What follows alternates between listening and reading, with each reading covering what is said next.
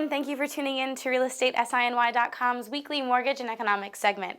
I'm Amanda Lealisea. This week, we are not only taking a look into our regular weekly reports, including Gallup.com and the Mortgage Bankers Association, but the pending home sales report for the month of March and the ADP's National Employment Report for the month of April. In stock market news, both the Dow Jones and the S&P 500 saw increases over this past week.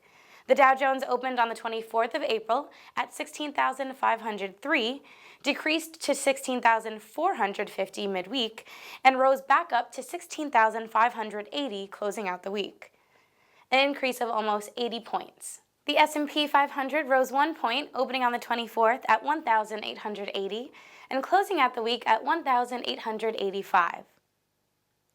Mortgage rates have pressed forward with the 30-year fixed rate at 4.26%, the 15-year fixed rate at 3.35%, and the 5-year ARM at 3.28%.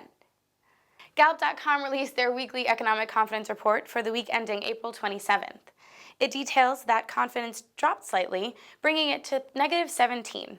Last year, April was low until May gifted us with its highest numbers index in history, negative 3. Other than that, the index hasn't strayed more than 3 points in the last few weeks. According to the report, 37% of Americans perceive the economy as getting better, while 57% believe it is getting worse. The Mortgage Bankers Association released their weekly application survey.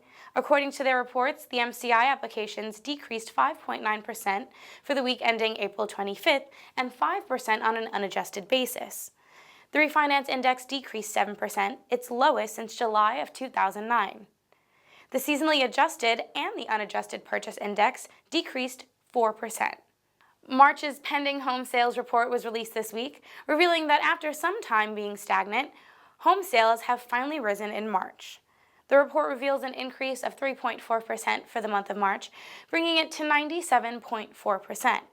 One can conclude that as more inventory reaches the market, sales activity should steadily pick up in the summer and spring months. Lastly, April's ADP National Employment Report was released as well. 220,000 jobs were added to the U.S. non-farm private sector in April. Of those jobs, 82,000 were added to small businesses, 81,000 to medium-sized businesses, and 57,000 jobs were added to large businesses.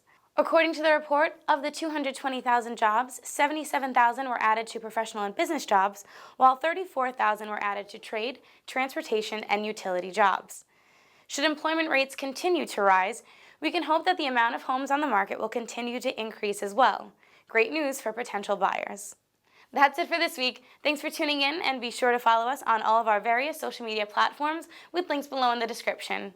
Also, don't forget, you can read the full Mortgage and Economic Report, as well as the top 10 do's and don'ts and Tech Corner on TrendingSINY.com, which is a division of RealEstateSINY.com.